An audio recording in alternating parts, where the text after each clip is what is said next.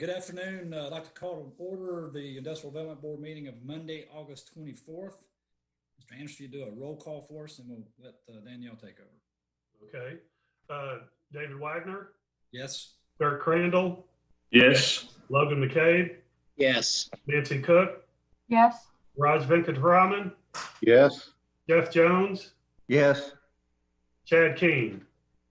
Yes. Sir, we have a quorum. Very good. Daniel, if you would go through the discussion of necessity. Sure, Mr. Chairman. As you all know by now, the governor has extended Executive Order 16, which allowed the provisions of the Open Meetings Act to be suspended to the extent necessary to allow governing bodies such as the IDB to meet electronically rather than gathering a quorum physically in the same location. You need to make a determination that meeting electronically is necessary to protect the health, safety, and welfare of Tennesseans. I would suggest that you have a roll call vote at this time, and if a majority of the members of the Industrial Development Board believe that meeting electronically is necessary, then they should vote accordingly. Very good. Tom, if you wouldn't care to do a roll call for us. Okay, and this is to approve the electronic meeting. Correct. David Wagner? Yes. Dirk Crandall? Yes. Logan McCabe? Yes. Nancy Cook? Yes. Raj Venkataraman? Yes. Jeff Jones? Yes. It's unanimous. Unanimous. Very good. Thank you, guys. All right, we'll get into the next item on the agenda is the approval of minutes from our July 27 meeting. Those should have been sent out to everyone to review. Entertain a motion to approve, and please state your name when you make the motion so we capture who's motioning in seconding. Logan McCabe, motion to approve. Jeff Jones, second. Very good. Any other discussion or questions on that? Tom, if you'd do a roll call for us, please. David Wagner? Yes. Dirk Crandall? Yes. Logan McCabe? Yes. Nancy Cook? Yes. Raj Venkataraman? Yes. Jeff Jones? Yes. Unanimous. Thank you. All right, we'll get into the financial report. Tom, if you want to go through, I guess we've got July 31 period end. Yes, this is July 31st, 2020. We had an ending balance of $94,571.08. We only had one disbursement, and that was for our last actual in-person sort of / electronic meeting in July for Chick-fil-A for $155.77. So that was the only activity in July. And we do still have the certificate of deposit. We're getting quotes right now that'll be that are due actually this week for the money market, and it's already been authorized to roll it into a money market fund to make it more liquid based on whoever has the best interest rate. Very good. That is all. Okay, could I entertain a motion that we accept these financials? Yes, Raj Venkataraman. Second, Nancy Cook. Very good. Mr. Anderson, roll call, please. David Wagner? Yes. Dirk Crandall? Yes. Logan McCabe? Yes. Nancy Cook? Yes. Raj Venkataraman? Yes. Jeff Jones? Yes. Unanimous. Thank you. Okay, we'll get into item number 6, and this really is a discussion we've talked about having for a while. We've discussed some of the expenditures, the lack of funding from the city, and kind of making sure that we understand how we're spending our money and what funds are available, what we're committed to, and those kind of things. So I think, Tom, you want to go through the historical overview? Yeah, so let me see if I can put this up on the screen, just so it'll make sense to everybody. Can you all see that? Yes. Yeah. Yes. Yeah, as you can, this is fiscal years 18, 19, and 20, just to give us a good idea of what we've been spending money on. These are back when we were doing the 2 expos a year. And you saw we spent a significant amount of money, and then we had the AP exams that we'll get into contractually later. But as you noticed, and we were getting a $50,000 allocation, but we were obviously spending a little bit more. than we were getting in every year. But that has actually caught up with us now because we haven't received funding for last fiscal year, and it's not budgeted for this fiscal year. But we also don't have a hiring expo, not the traditional one, because of the COVID-19. So if you look and see it, we did not pay double for the AP exams.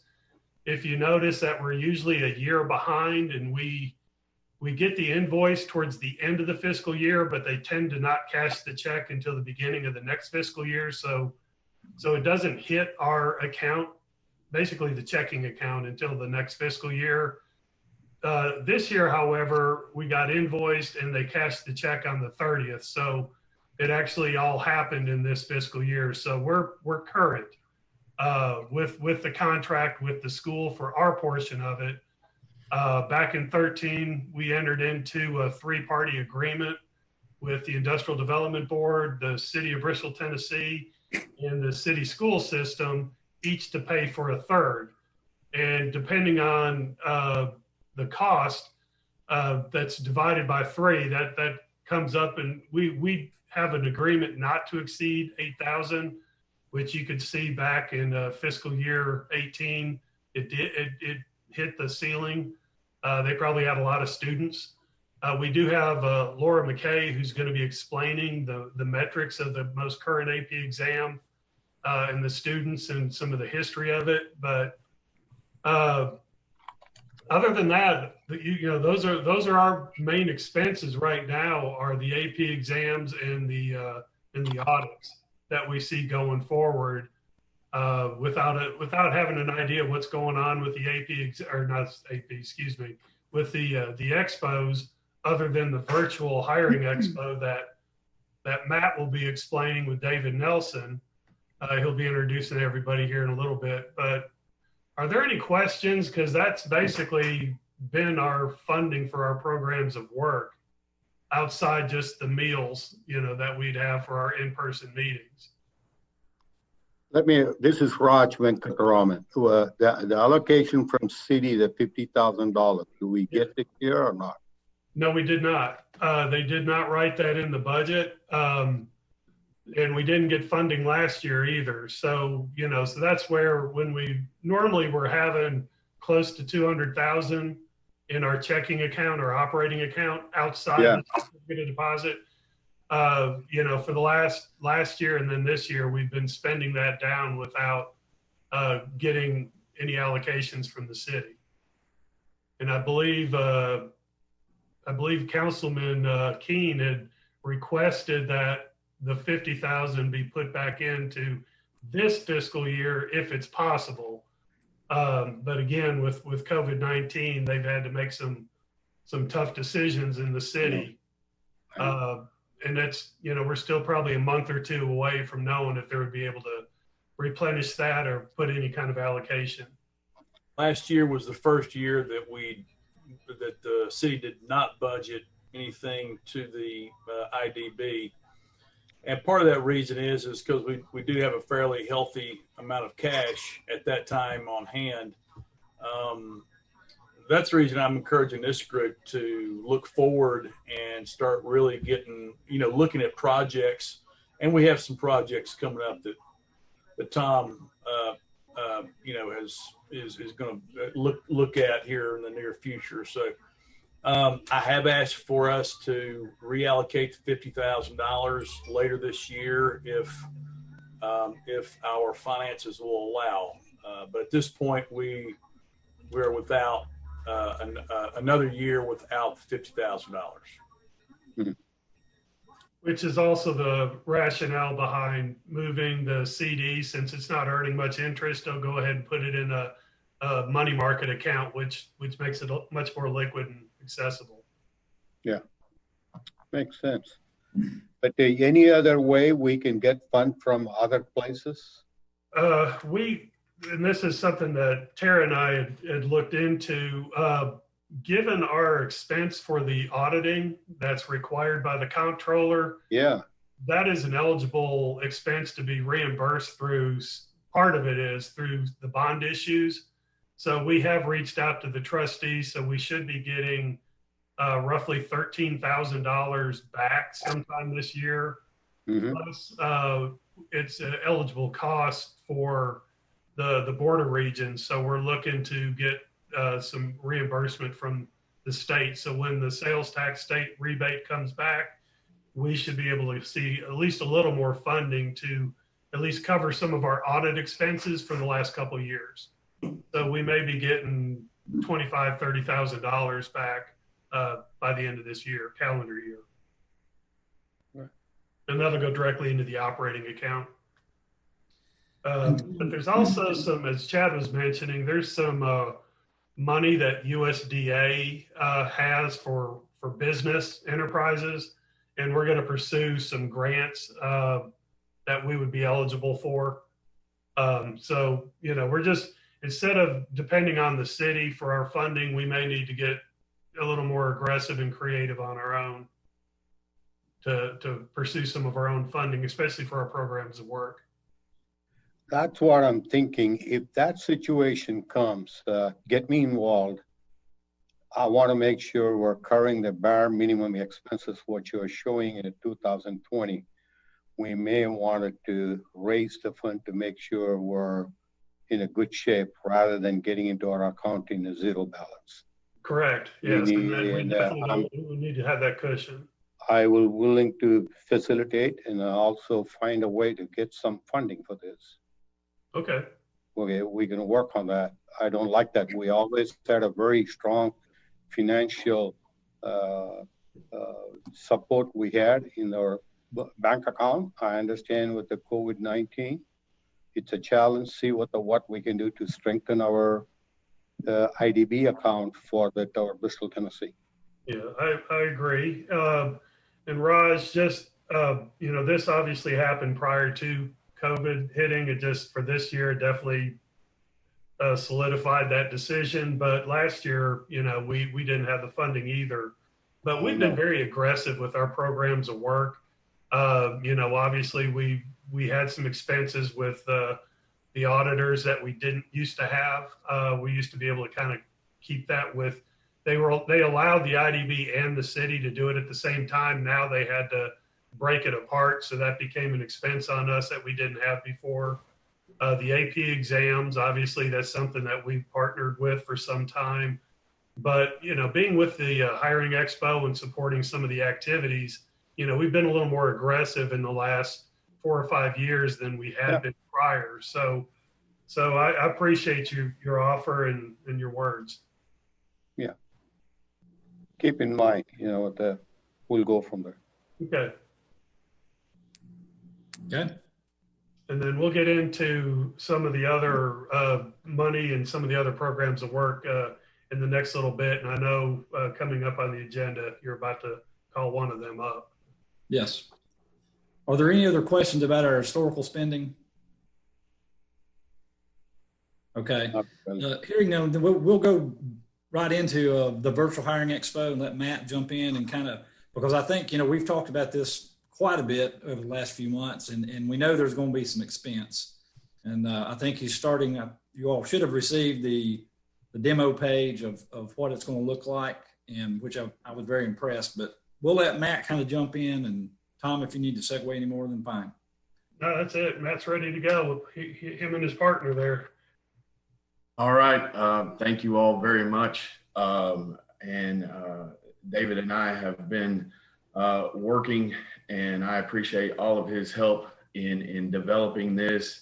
Like Mr. Wagner said, you should have received some slides that you could flip through as kind of a teaser preview as to what we're trying to work on and what we're trying to develop. But without further ado, I want to reintroduce you to David Nelson. David has his screen up and running. He is going to share that with you right now, and he will walk you through our virtual hiring. And without further ado, take it away, David. Sure. Can everybody hear me okay? Yes. Looks like it. Great. Okay. Also, can everybody see my screen okay? Should have an example of everything up. Yes. Okay. And so I'm going to start back just a little bit of the original design, so we kind of showed you and some of the changes that were made, just to make sure we're all starting from the same page and kind of same preference.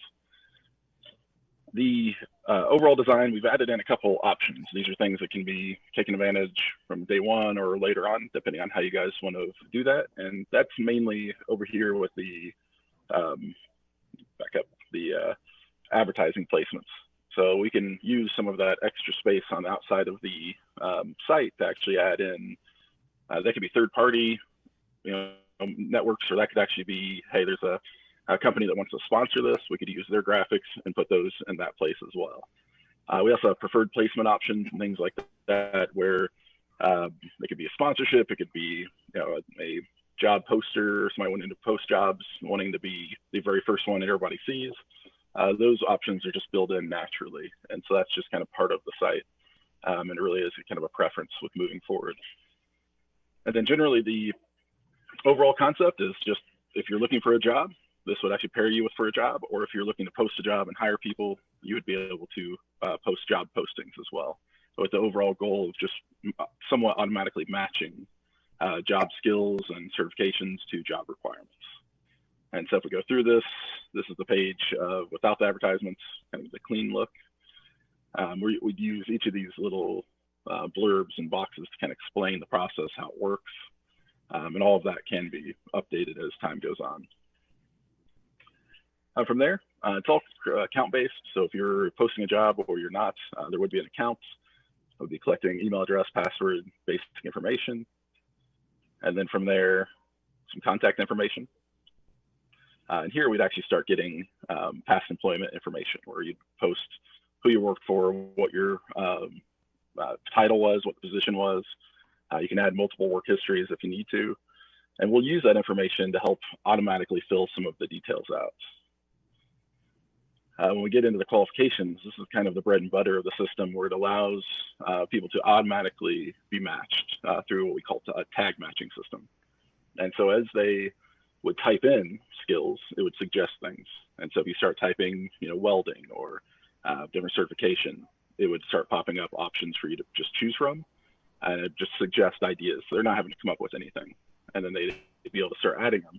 And any skills they already had, such as they were a foreman in a past position, would automatically show up down here. And really anything in blue is a skill you have and you've matched with. Anything that shows up in gray later is a skill that they would like to have, but you don't match with. A lot of positions may have requirements that you have to match with certain skills, and some may have like to haves as well. And so it just kind of shows those different things. And so when we go through here, this is kind of showing the qualifications of, as you're typing them up, what it would look like, suggesting different options. Certain type welding, this would come up. And then once you've created an account, as a person who's looking for a job posting, again, we have some preferred advertising space as needed. We also, if you can see the featured position, see if I can zoom in a little. Nope, not gonna let me. Anyway, there's little featured positions that can show up first. And then here's an example of the items in blue versus gray of what you matched with, what you didn't. And again, you might look and say, hey, I did a lot of project management. They can go back, edit their profile, and add that to their skill listing. And then we also have some room for just some general jobs, just postings that they may not take certain qualifications, but they just need to be filled. And those can be, again, featured positions, or they could just be listed as available. Also, you can set those to be on-site or virtual jobs. And so especially in the day of COVID, you may have people that it's fine for them to work at home, but you also need to specify if this is an on-site job. And so during the job posting process, they're able to see that. And so this is kind of an example of what a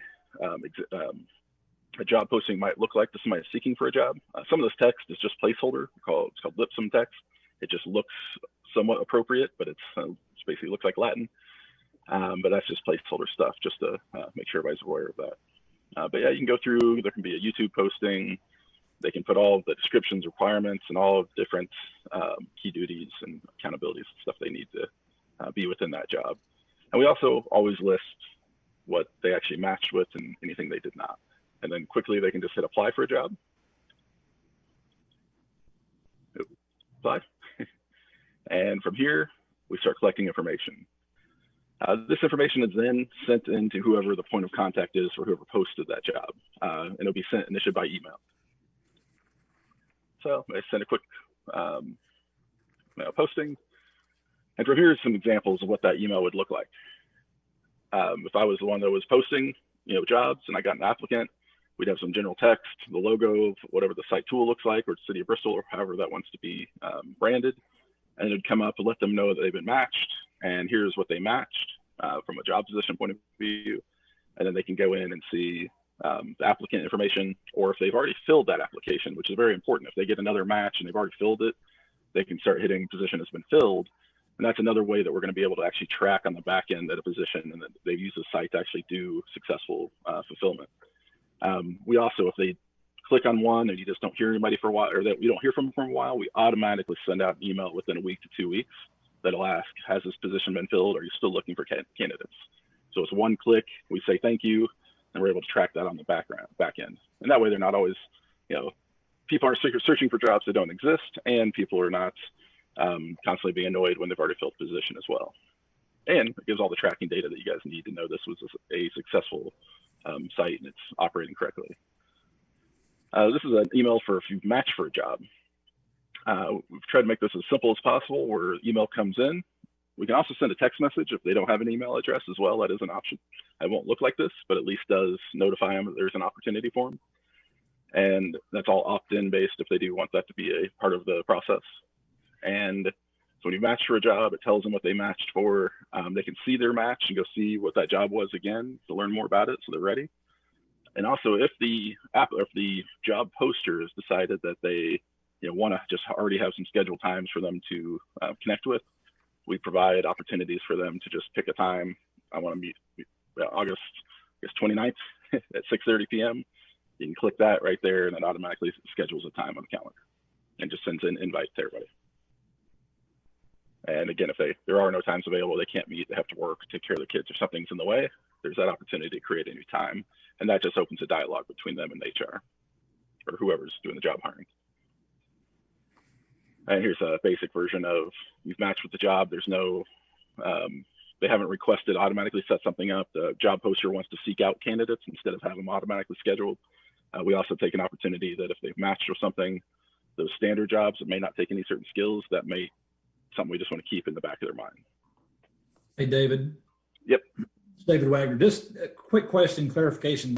When we're talking about this communication back and forth, is that all via email, or do you get an email that you need to sign into your accounts here?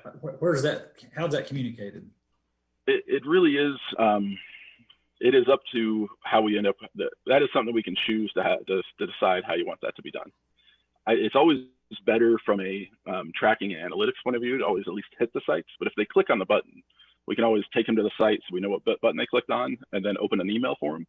Okay. Or we could actually do all the emailing from within the sites.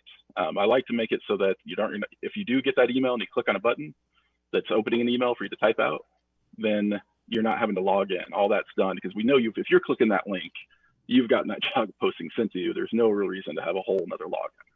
And so we want to reduce any sort of friction possible. And another question on that, I think that needs to be decided as we go into this is, do the job posters want to have full on expose their email address? If they contact somebody, do they want them to be able to email them back and forth? And maybe that's how they want it to be. If not, we can disguise their email behind the website, let them connect back and forth without logins, and to keep it very simple for them. Would there be an option to let that be up to the user? In other words, it's an option whether you want to have that public email or not? Yeah, I think we'd leave that up to the job poster. And I actually think it'd be good to talk to it. And we always like to talk to the any users that are going to be using this on both sides as we go along instead of waiting to the very end. And so we would want to engage with them a couple times to see, hey, is this, because if that's something nobody wants to expose an email, might as well just not add the option, because then it's a feature that won't necessarily get used very much. If a few say yes and a few say no, then definitely we would set it up that way. But we like to just make sure any feature that gets added or changed or decision made, it kind of encompasses the whole. And then if at some point it need to be changed, it always could be too. Any other questions? Cool. Okay, and then if I don't know if I have a question or a comment. So I love the system. I think I love the way it operates, and the interface seems really simple and straightforward. Do we as an organization, are we waiting on the system to put together how we would market this service and what we would do? Or is that something, is that something we're working on? And where will marketing this fall into our discussion? Logan, David, I'll take part of that. We'll push it out, obviously, to our existing industries because they're the ones, it's basically the same group that we communicate with during the hiring expos, people that have already shown, or companies that have shown interest in participating. So the initial wave will be to help our existing employers. We'll obviously use our community relations to do several press releases. I mean, we'll partner with as many entities as possible, whether basically whether all the media platforms, whether it's newspaper, radio, we'll hit as many broadcast groups as possible to get this out. There is a name that Matt and David have come up with, which I don't know if we've talked about that publicly yet or not, but it's going to be a very recognizable name that hopefully not just word of mouth, but it'll just be something that's commonplace around the offices that are the employers that are looking for employees. Plus, we'll work with the state, and we'll work with all the anybody that's working with labor force. So, I mean, we'll just push this out on every platform we can think of, Logan. And then we'll take any of your input too. And Matt or David, you guys could jump in too. Yeah, well, no, Tom, I think you said it exactly right. It's, our initial concept would be to provide it for City of Bristol companies and businesses, as we've done with the virtual or with the hiring expo in the past. And as it continues to be successful and it continues to grow, hopefully word will travel. But there's a marketing plan being developed and looked at, and we will definitely need your help in spreading the word once we're ready to turn this thing loose. I was going to mention too, obviously the Chamber, United Way would be great places to send this to as well. Yeah, anybody that's been a partner in the past with any of the expos, whether it's career exploration or the state unemployment or the American Job Service people, or just anything local or Sullivan County. Clay's got his existing industry council, so he gets to share with all that. So we'll get it out pretty far.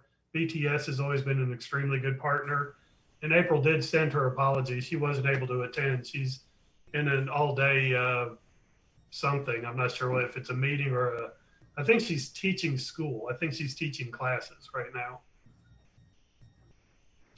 Hey, Logan, that's a good question. I was, speaking of marketing and advertising, sales, and marketing. My question would be, if the Speedway, what percentage marketing is the Speedway using with traditional advertising and marketing, like TV, billboards, things of that nature, versus digital advertising through social media, would you have an idea of what percentage breakdown traditional versus non-traditional advertising that Speedway uses? And then the next question would be, what do you think we need to do here as far as the breakdown goes?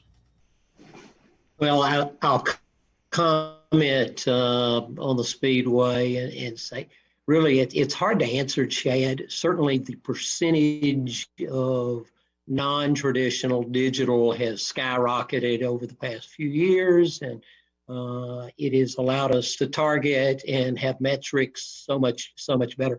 But it depends on which event. We do so many different events, and it's all based upon what the target and what the audience is going to reply to. So just in general, the digital has increased a lot.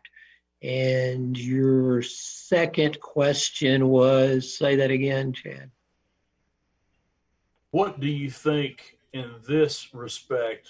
Or let me ask you, think about it. Think about how we market it. You know, I have said that I feel like the city needs to be marketed a little bit more on the traditional side of marketing and advertising. And I mean, we do, I think, a tremendous job in the city itself, you know, marketing digitally. But sometimes I think we miss a lot of folks. And that's the reason I'm kind of asking, what are your thoughts about traditional marketing versus non-traditional digital marketing? You know, what kind of breakdown for job opportunities like this do you think we need to be at? Yeah, and I guess without knowing it, knowing exactly what it is, the music to my ears, and that first question I asked, I think the answer was when David said, "Hey, we are working on a marketing plan." So I think doing a lot of stuff is good, but putting that plan down, and there are a lot of capable people on this call that could provide input, and I'm sure be happy to assist in some manner. But as long as there's a marketing plan based upon what we're trying to accomplish and who the audiences are, I think that once that happens, what the purpose is, once that happens, the plan will flow out of that, Chad. And I don't have any doubt that that will happen. And if any of myself and others can be involved and assist, I'd hate to try to put that plan to articulate right now what I think that marketing plan ought to be without understanding a little bit more about it. Digital, traditional, all that sounds great. I think what Tom has talked about and what we've done in the past, earned media has been a tremendous part of what we've done. And by that, I just mean PR. And we've got great partners, both in Bristol market and all in the Tri-Cities that are very, very supportive. So sorry, I'm not trying to avoid. I just think it's hard to say without the marketing plan. Well, and I'll add to that. I mean, the good thing about this is we're targeting employers and job seekers. So it's not a huge, broad, we don't understand our base. It's if you're looking for a job, you come here. If you need to hire somebody, you come here. So it's just reaching those two audiences, at least in the beginning. And then again, hopefully this will become a best practice. And then this site will just, or this application will just grow from there. So, but yeah, we definitely plan on pushing it out to any of the job seekers or job or employers. And I think part of that process is to have the employers involved with and get their input. They're the ones, that you guys have talked to after the event and before the event that we've done where it's been live, and they've given you great input and it's been successful. And I think you build on what you've done in the past, and then you massage it based upon the new platform and how we're going to be doing it. I'm really excited about it. I think it's going to be better than the live, and we're going to be able to reach more people and do it not just on one day. I agree with that. I agree. Matt and Dave have worked very hard on this.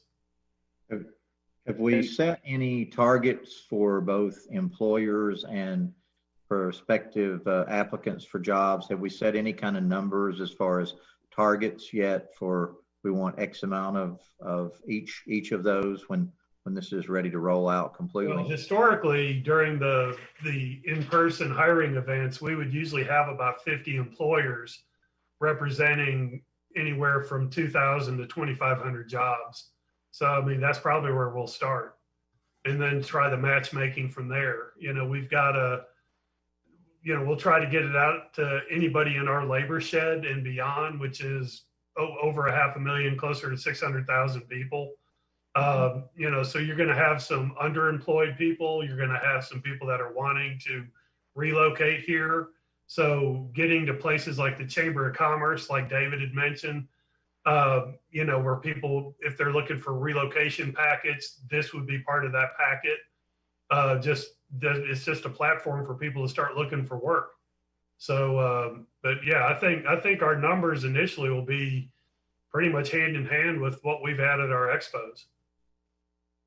I think this is probably a good time too, with we're seeing more and more people deserting the cities where the problems of this summer have been. And, you know, I'm sure like everybody else, I've noticed a great increase in real estate sales and in numbers of tags just around town from people that we didn't normally see before unless there was a race or some special event. We're seeing a lot more of that just on a daily basis now. So I think the culture of our area is going to be changing a little bit with those people coming in from outside too. Agreed. And we're doing a push to where, because there are a lot of companies that do allow remote working. I mean, you could work for a company that's based in Nashville, but you could live anywhere on the planet. So David Nelson putting that feature, him and Matt putting that feature in to where if someone's looking for remote work, they would be able to use this site too, because we have companies here that allow people to work from home, whether they live here or not. Hopefully they live here, but I see a lot of people moving out of some of the more densely populated areas coming into areas like ours, but they'll maintain their job in Baltimore, Washington, D.C., Nashville, New York, you know, LA, whatever, but they're going to come here for quality of life and safety, basically. So I see this being very valuable. The beauty of the design of this platform and what we're doing, the marketing will actually organically grow itself, because on the back end, as we are tracking who's making application, where they're from, we can look at those data points and then discover, are there gaps in where we're not seeing an applicant pool, and then we can target our marketing towards that area. So, you know, if we're getting people from Johnson City and we're getting people from Bristol, Virginia, but nobody around Piney Flats is applying or something like that, then that allows us to give a push and be in communication with potential employers, and then advertising towards a market of individuals that are out there. So you'll see the initial push with what we've done in the past in the traditional hiring expos.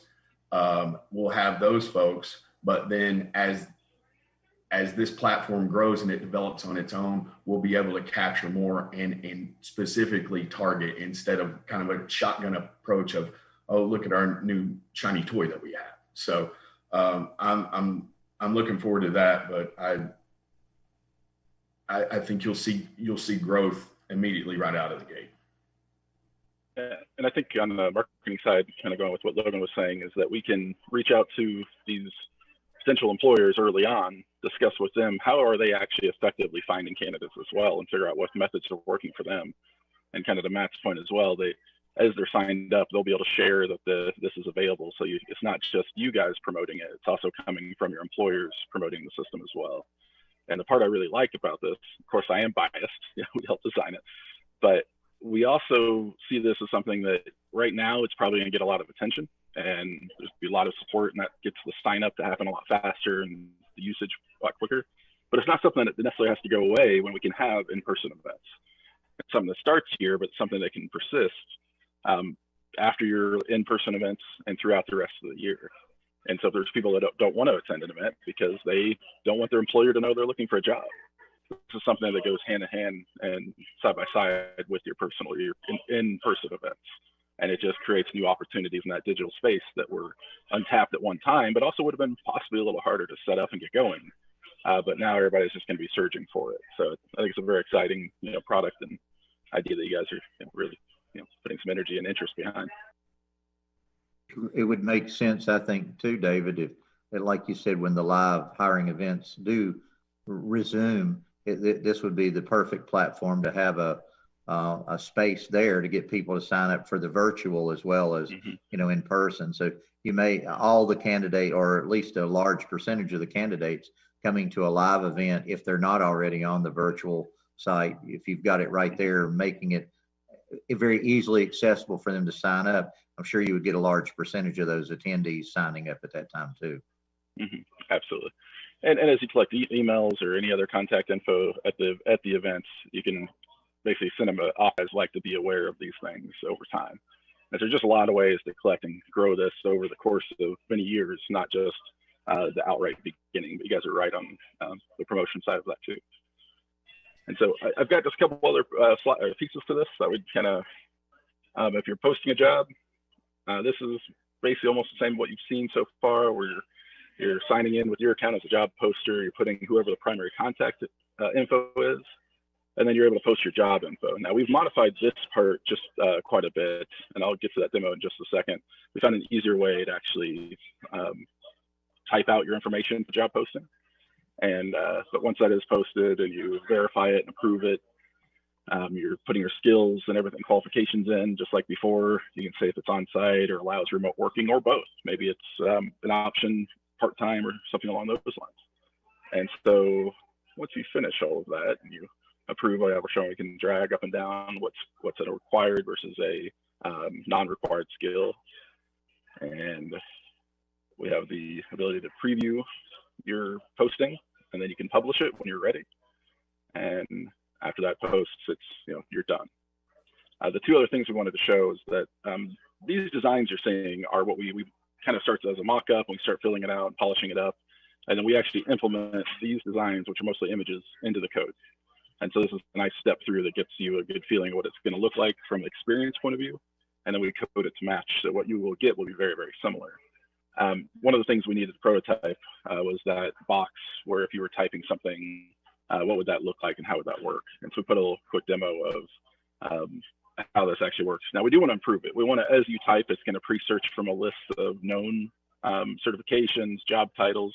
And as people are submitting things, we're going to track that and add that to the list. So as people use the site, it'll get more and more efficient at predicting things. So we'll start with a big database of all these different items. And from whenever a job poster comes in, that adds these tags as well. But if I was just adding, welding, right now I have to hit enter, but we'll have a little check button when you're done. But it just adds these different things, and you can grab them, you can remove them, you can do all kinds of things, and we can move these around. And so that's kind of what the final version of the tag editor will look like. And the second thing, which I think is a little more interesting, is we've got a more full-on editor for writing and styling. So you could copy and paste something out of a Word document. You could copy something from a web page, and you can paste it right in here now. If you want to do, make something bold and italic, you can very quickly edit that. It has built-in spell checking. Another little thing we did, it's just you say you want a different YouTube video, and you go to YouTube or anywhere that most of these companies are going to be hosting their videos. You can come in, you can grab a link, and then we have a little media button, and we'll have training and information on how to do this as well. They can paste that link and just hit save, and their video appears right there that they're able to click on. And when they click on that video, it'll start playing. And so adding content in should be very similar to what they're used to using. It's all done in this nice, fully featured editor, and there's all kinds of other little things we can add to that. So adding pictures, everything's about the same way. They can just drag it in, copy and paste, and the job posters are able to style as much as they want it to. And we'll also give them a little bit of a template to start from. So as they're going through that template and they're filling things out, it'll help them know what their job posting is going to look like. We call it what you see is what you get editor. That way they see it in the end. And so all of this is just the full editor that we prototyped to make sure that we could do this in as efficient and as easy to use as possible. Nobody wants to spend a lot of time typing up their resume or typing up a job posting. They want to use what they've already created. And then job seekers, they just want to click and get hired. And so we're trying to get everything as efficient and as fast and as simple as we can, so that technology is not a barrier to getting hired. Are there any other questions? Yes, I have one more question. What type of disclaimers are we going to have as far as, because it will be up to the potential employers obviously check out any certificates or anything that employees say like anything else. But since this is kind of a new thing and a new format, what type of legal disclaimers are we going to have, embedded in there? We are currently working with HR and we're doing some research into that. What we like to refer this to or refer this as is kind of a pre-application application process. And the companies will be looked at and the companies we will disclose with them that once they've made a pre-employment match, then it's up to them to fall in. But also we'll have the feature that when somebody makes an application, if they have a certificate that they can scan or they can upload, that feature will be in there. So if you have a certificate for welding or whatever, and you want to add that in to your account, you'll be able to do that as well. But we've made it clear from the get-go that we have to have, it's a pre-application application process. We're not doing the vetting. We're going to let each company's HR take care of that for us. Yeah, we're not going to be involved in that process. Danielle's audio's out, but obviously legal's going to have a pretty significant role in any caveats or anything that we would need to have because the liability of any part of this, whether it's the applicant or the employer, we aren't party to that. So we're just basically playing matchmaker to put the two together. So that'll be very clear in the beginning. No, I get it. I just didn't know, how we were handling that. I didn't think that we were. It's just in today's world, I knew that we were doing some sort of protections. I just didn't know where we were. Very litigious, but yeah, we're going to make Unfortunately, sure we're clear. And part of the designs we can actually build in, if you still see the screen, we have the standard, privacy policy terms of use. We can actually bring that up in a screen that's very similar to this view, or if they need to go through anything, if legal says we need them to see this, these terms or this notice. So we can have those pop up as needed as kind of in a separate view or a kind of on top of things where they have to hit accept. Really, it's whatever needs to happen, we can make sure that happens. David, I have a quick question for you. On the resting page of the website, which would be what everybody would go to when they first log into it, is there going to be anything there that, shows that the page is not stale and that maybe, X number of new positions have been posted within the last week or, just some of that sort of stuff?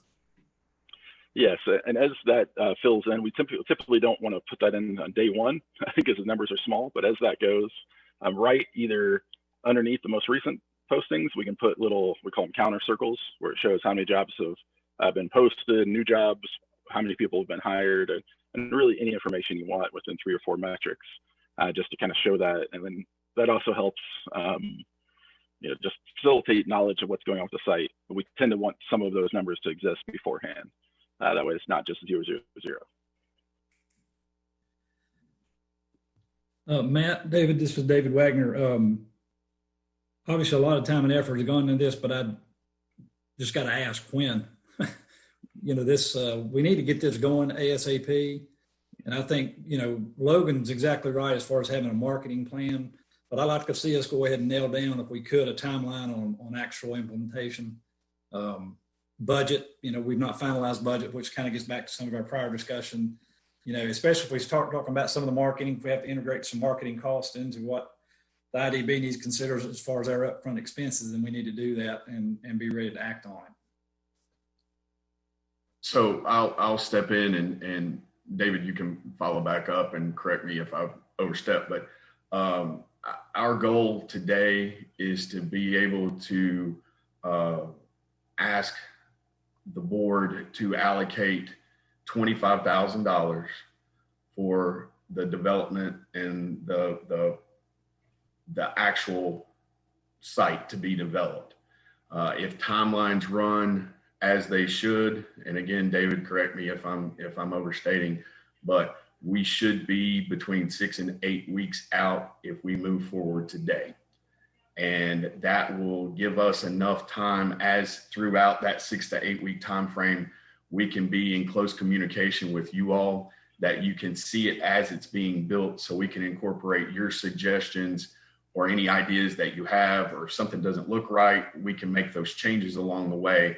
And in that time, about 4 or 5 weeks into it, we would probably start with a marketing campaign and start making connections with businesses and industry and get them interested in it, and then transition into, radio, TV, newspaper, all social media platforms, release the name and kind of do a big to-do about, look at what we've got and this is what we've developed. We want you to check out the name that we have tentatively put towards this. So, David, did I overstep that?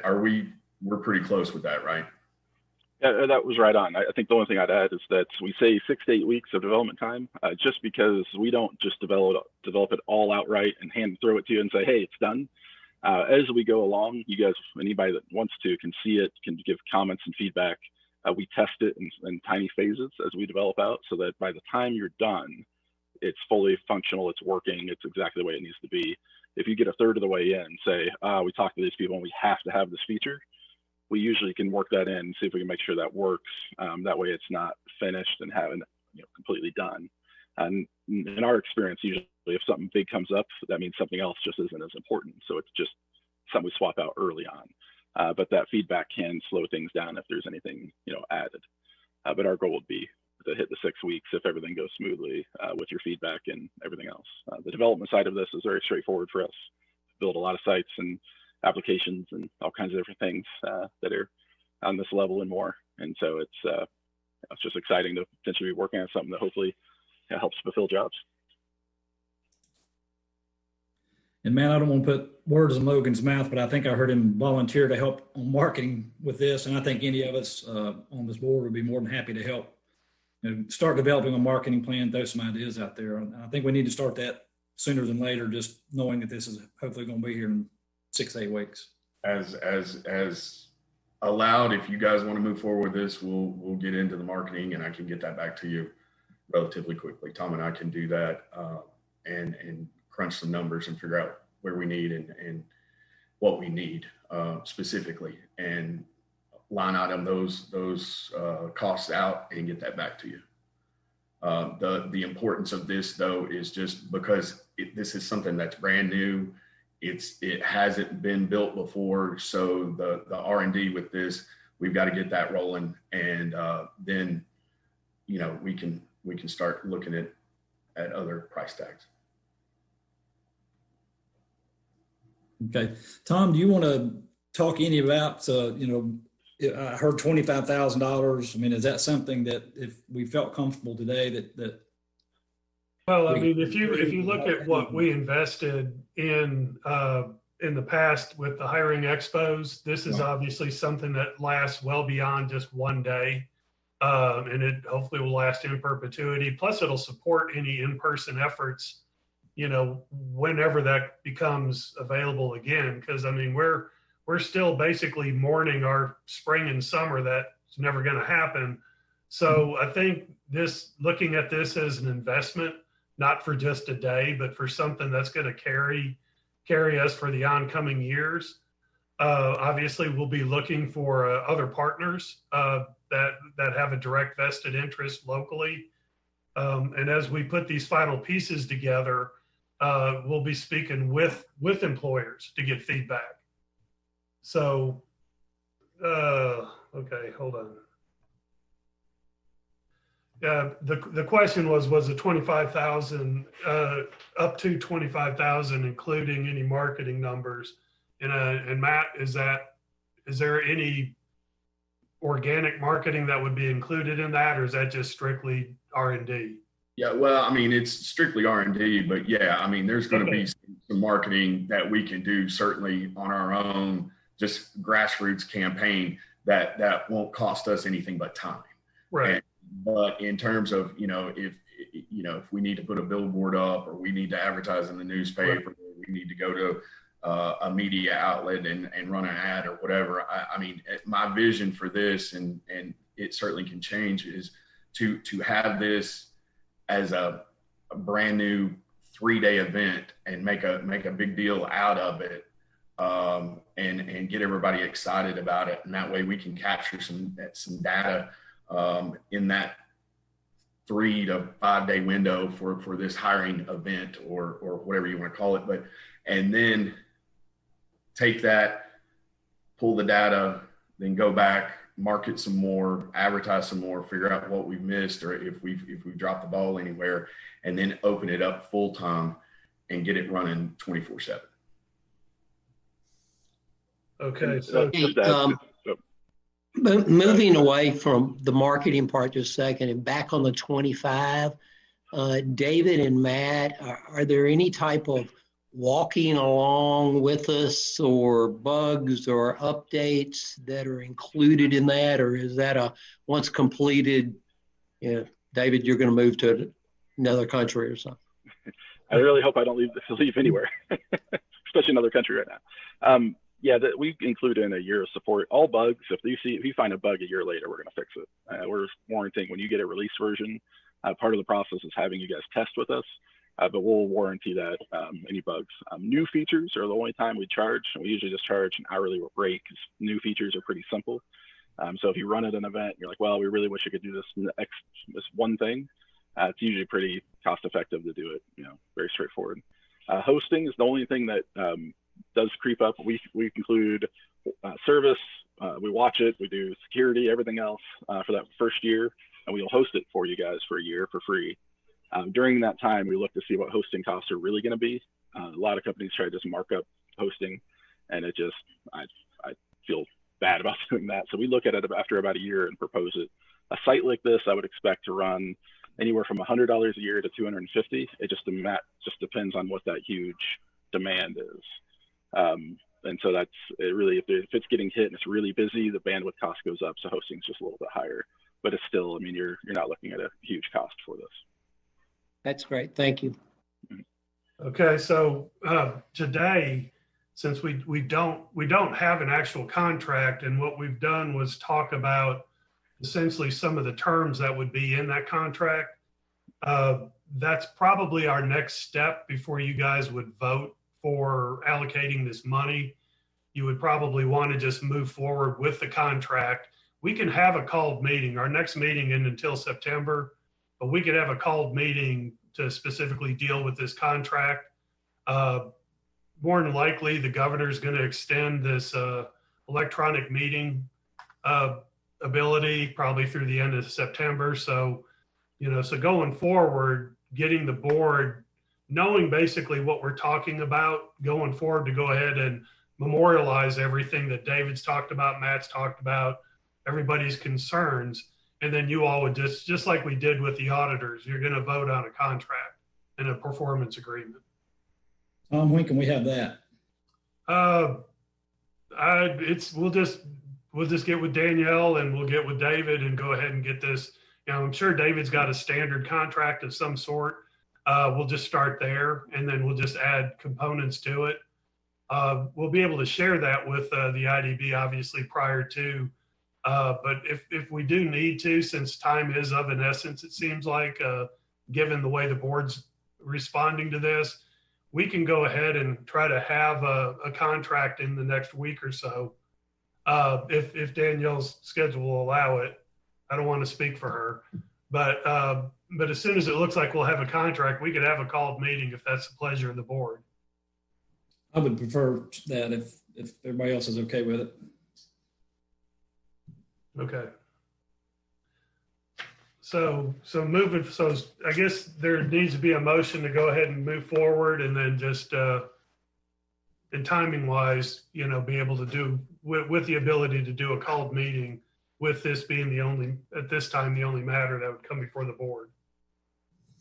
Tom, is that an action item that needs a motion? I mean, we're not approving any dollars or don't even have. No, I think since we're not allocating any money, then we'll just start immediately, and then once we get the contract, looks like Danielle says she'll do her best. So we'll do this as quickly as possible. I think Matt and David could maybe get started today on some things, and we'll just start giving it to Danielle to get it put together. And, you know, hopefully in 2 weeks, we'll have another meeting to vote on the money. Okay. So all right. We'll have the rough draft of the contract. We'll have that to Danielle today. David and I have already been working on that, and so we can hit send and get that ball rolling here in about 20 minutes. All right, we'll just very good discussion, and I think it is extremely exciting. I know here at 1 o'clock, Tom, we got some more important information I think we need to get through. Yes, we're going to move on to this. That was actually the largest expense that we were going to talk about. The next is we're going to go ahead and ask Miss McKay. Her name's Laura McKay. She works with the Bristol, Tennessee City School System, and she's going to the report that was in your packet for the advanced placement testing. She's going to go ahead and explain the metrics that she supplied to us, and we'll also need to discuss whether we want to continue to participate with paying a third of the AP exams, because that contract was actually a 5-year contract, which we've passed it, but it stays until a party decides to opt out. Then there's a 30-day written notice. We've paid everything up to date, and we wouldn't see another bill until next June. But it's going to be up to this board if they want to continue that role or not. But Ms. McKay, I'll go ahead and turn it over to you if you want to give a brief introduction of yourself, and then go ahead and go into those metrics. Tom, would you prefer if I stepped out? Sorry, that's curious value. Would you prefer I step away, Tom?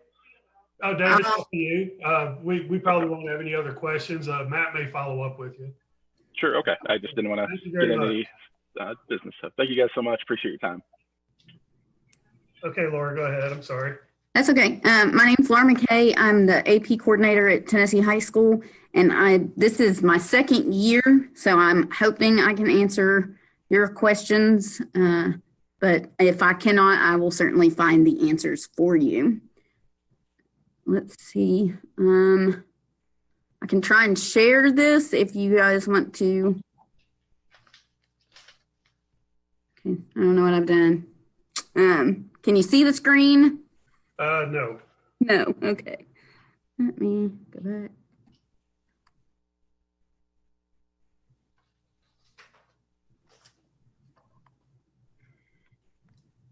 There we go. Share screen.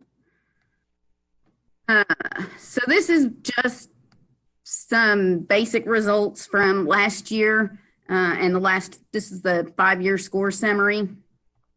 Last year we had 180 students take the exam for a total of 293 exams, and 54% of those students scored a 3 or higher.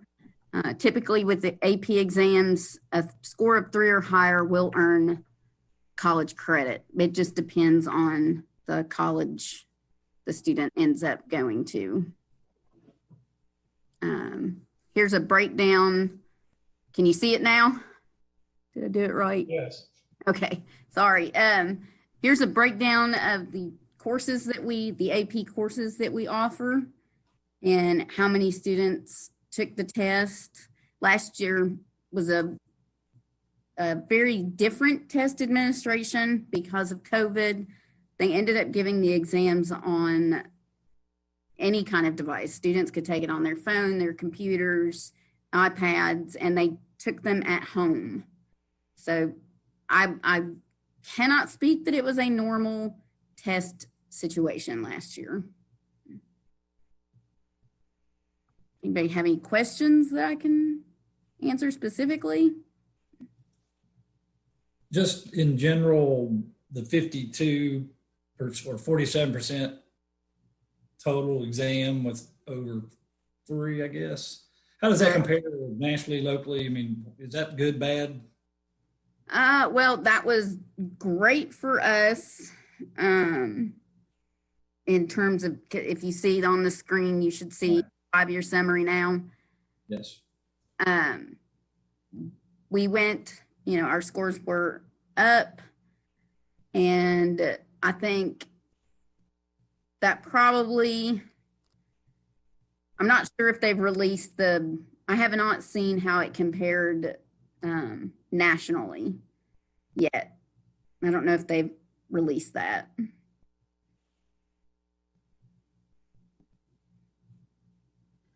I can try and find that. I don't do a lot of social media, but that is how College Board has chosen to relay a lot of information on Twitter. So I had to learn Twitter in the spring.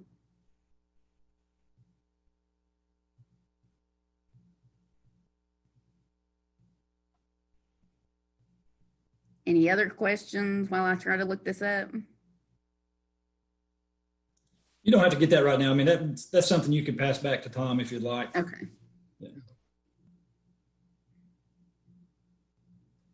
Yeah, any information, if you all want, that Laura sends to me, I can just go ahead and forward to the board. I'd like to see that, Tom, if you don't mind. Yeah. I'd like to learn a little bit more about this. And Yeah, me too. Yeah, Raj.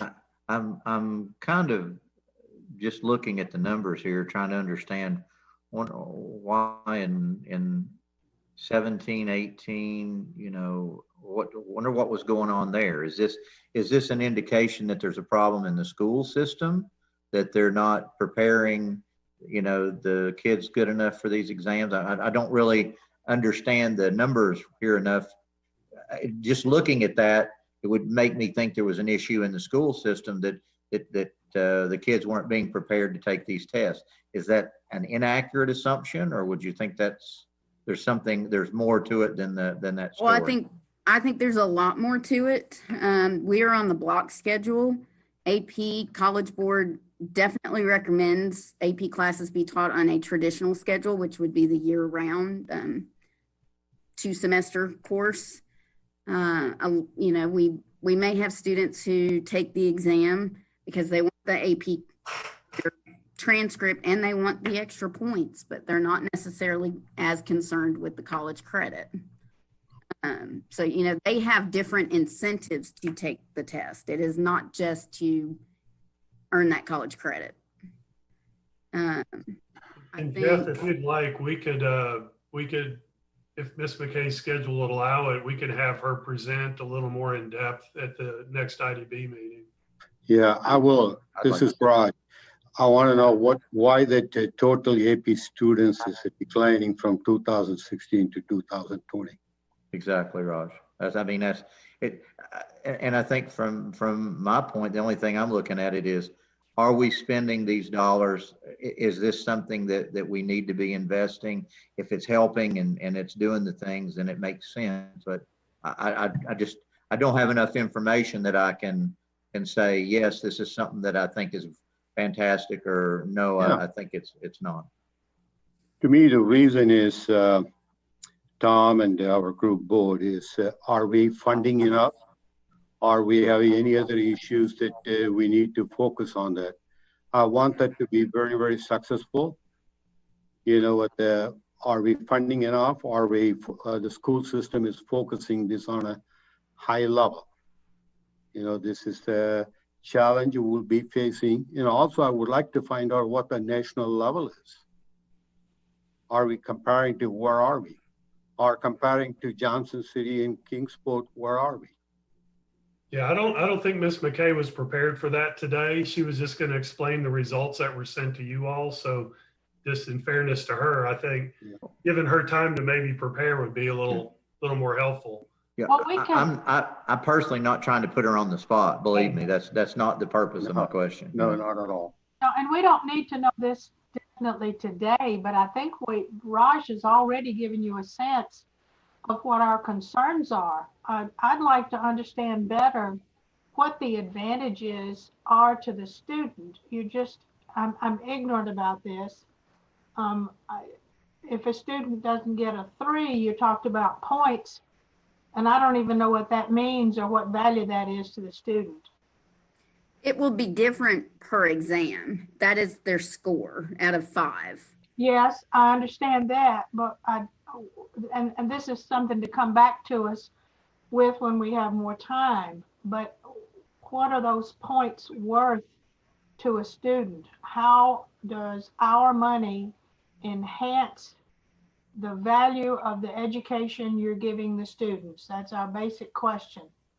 Well, with AP, with advanced placement, if you go back to look at the classes that we offer, the advanced placement classes, they can take AP 2D art, AP biology, AP calculus, AP chemistry. I can read the chart. But that's what they would get the college credit in. What you said was, even if they don't get a 3, they will get points on their final average. And what points that add to what on what final average? For the class. So that would be like when you say points, you mean grade points? Yes. Okay, my knowledge is that limited. Is it points toward what? You know, a car? I think, again, maybe we just get a little more in-depth discussion, because I'm ignorant on this too. I mean, my kids did some AP, but I really don't know. Then I'm sitting here thinking too, as things have transitioned, as Nancy's pointing out, is this the best use of this money, or do we need to be looking at more work skill ready kind of education and put some money into those type programs? Well, we probably need to go back and talk to Deidre Pendley again at some time. Yeah. Laura, we're very interested in what you're doing here, and we wish you the best. And we are definitely not trying to pull back from this, but our interest is that we need to understand how we can best help our students to develop the workforce. I think for that, we would definitely need to look at what are our students doing. Are they going to college and coming back here, or are they entering the workforce straight from this school and staying in the area, because we want the money to stay in the area? Or even if they are going to go to another college, at least we are helping somebody from our area. But so, I mean, I do understand your issues and your questions. I don't know that I can answer as far as workforce goes. That would probably be Miss Penley. So we could maybe, whether we do this in a meeting, this sounds like it may end up being almost like a work session. Yes, please. Yeah. Because and it's just surely to educate the board. And it allows them, so when they are meeting, they can make some decisions based on what they've learned, because there's just a lot of moving parts right now, and it's hard to grasp them all. And we've been supporting this since 2013, but we haven't revisited it until today. So I think, in all fairness, for Laura to be able to better prepare, also kind of hearing the tone and what it is we're trying to get to, how can we better serve the students and the workforce needs? So, I mean, that's obviously what this whole meeting's about basically today. Yeah. You well said. Well, you see that we're quite interested in this, Laura. I was a physics major in college, and I'm seeing still 15 students taking the physics AP exam. I think that's a good number. The chemistry number is way up there. Calculus is up there. I'm very pleased that students are taking hard science courses. We have some great kids, and we also have other options for them through dual enrollment that we partner with the local colleges, and they can enroll in an online class there, or they can enroll in an in-person class. So AP is not the only way for them to earn college credit while as a student at Tennessee High. Do you manage the dual enrollment process as well? That is one thing I have taken on this year as well. Well, we would be quite interested in dual enrollment. Obviously, it serves many of the same purposes as the AP. Yes. Yes, it does. And, you know, honestly, I think for both AP and dual enrollment, our kids would be hindered by a lack of funds because they have to pay for the dual enrollment classes. I thought there was Tennessee scholarship money. There is grant money that you could just apply for, and there is. We have an associates program that we're starting this year, and I believe the students are having to pay for part of that because the scholarship won't for all of it. And I'd have to get you some pricing on that. I'm not sure exactly. So Laura, if a student is taking an AP class, and let's just assume it's a 3 credit hour AP class for a semester, at the end of the semester, they take this AP exam that we're helping to pay for. And then if they pass it with a certain score out of 5, many colleges then accept those credit hours onto that student's transcript at that college. Is that a fair statement? Yes. Now, some, you know, it would depend on their scores. Some schools won't take a 3. Some will take a 5 and only a 5. It just depends on where the student ends up going.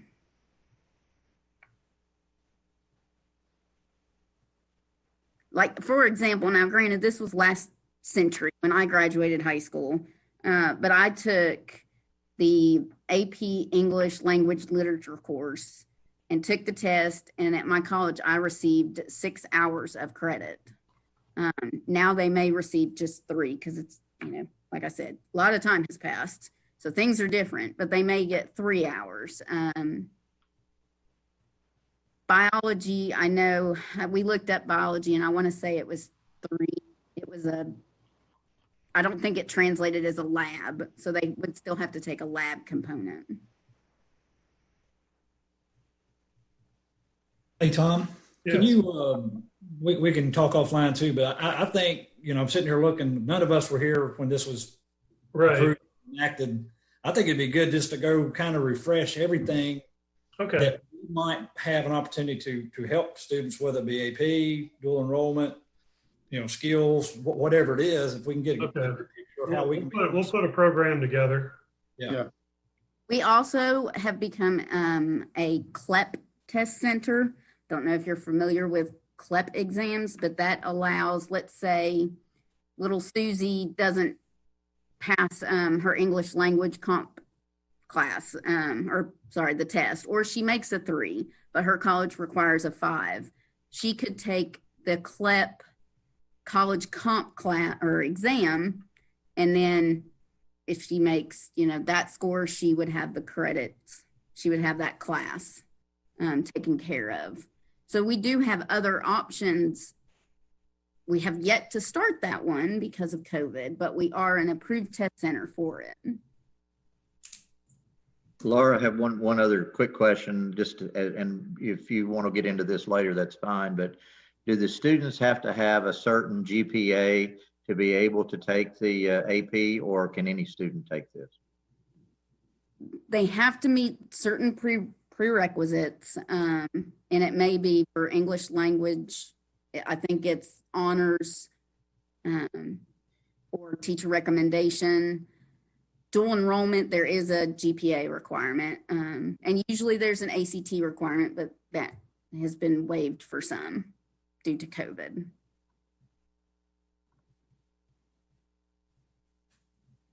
Okay.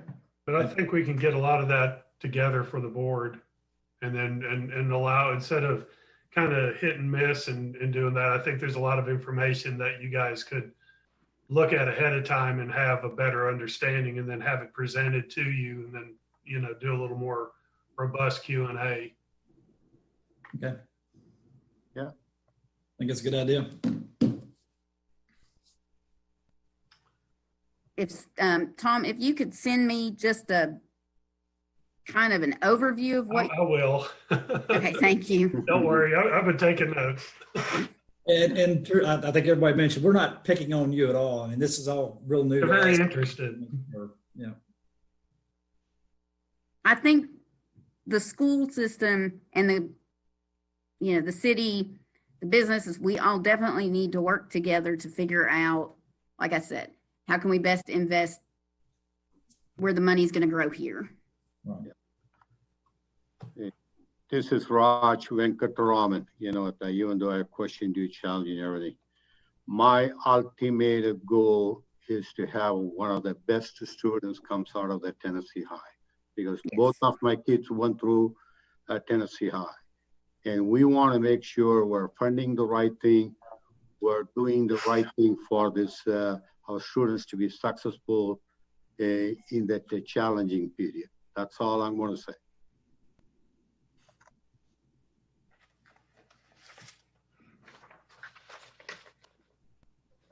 Tom? Well, that was the main thrust of trying to get through this, to get everybody to understand. Sorry, I rearranged my stuff. But just because these things are coming up as far as our program of work and getting you guys more educated on, because basically a lot of the things that are important cost money. So the more educated you are, the better decisions you'll make. So I think, Laura coming here and explaining a little more of the AP exams and going forward, that was the big piece of it. And then it sounds like there's a need for a work session to bring in all of those parts that help with workforce development and education, and what's offered at the school, what can the IDB partner with, just to make a better decision. So, like I said, we'll go ahead and set a work session up if that's a consensus. And then I'll get with Laura and kind of give her a rundown of some of the things that were asked. And then we'll get Deidre Pendley involved and some other folks. Good. I think it's a great idea, because we also got to remember too, we're only 1/3 of the cost of the project. Correct. I mean, this project is fairly expensive project in total. Yeah, it is. And I believe, Chad pointed out, this is some things that city council may be interested in. So there may be a potential of which I can't speak for the council, but they could possibly be invited to this same work session of ours, since it'll be a public meeting. City council has been very active and with the school system and trying to help any way we possibly can. So I feel very strongly that all the city council members would want to know, just as our IDB board wants to know the details of this, and to be in support of it, of course. Do you have an idea of when you might make a funding decision? Because we will need to know by November. Oh, yeah. Okay. They don't tarry. They make quick decisions once they have all the information. Because we will have to tell our students, if things change, and the sooner the better for them. Well, I would say we possibly could get a work session maybe next month. Okay, that would be great. We'll poll everybody, and then I'll again get with you for some more information. Okay. And then we'll go ahead and get, especially since the governor's probably going to extend the electronic, we can do it via Zoom. And it's a little easier to get everybody together that way. It's not like herding cats. Okay. Thank you all. That was a very good discussion. Do we want to have local updates? Do we have anybody on here, Tom, that needs to? Lynn and Clay are on. Okay. Thanks a lot, Laura. Thank you. Thank you. Lynn, you're up. You want me to go first? Okay. Yeah. Sure. We're starting to see a lot more activity, so that's good. So that is filtering down, and I know that Tom has seen some, Clay has seen some. we're getting some site visits, a variety of different things. We've gotten a few companies that are looking to expand from, right around the corner as well. So that's also good. So we're starting to see more activity. That's a good thing in COVID. We have seen that some of our state partners are willing to move around now too. Like I said, we've all been kind of stuck at home, as it were, or wherever for the last few months, and they're starting to kind of let us venture out a little bit more than we have been. So hopefully you'll see me around town more. Great. Clay? Yeah, I'll echo what Lynn says. It's good to see activity, and we are working some projects in Bristol. I think that BTS's Bristol Business Park has gotten most of the attention there. We're working through the process of certificate of need for the grant to get the rail site ready in PP2. And of course, as Mr. Wagner knows, I've been spending a lot of time on these regional efforts, and hopefully we'll be coming to some conclusions that are good for everyone in the very near future. And mostly I'm excited about the race coming up. It's that time. One thing I forgot to add, and I would be remiss if I didn't thank everyone who participated in the commissioner's call. The commissioner from ECD had a call with our regional partners, and I know Clay participated, Matt participated, Tom participated, and I really appreciate y'all being on that call. He's given us good news and hopefully news for the future. So thank you.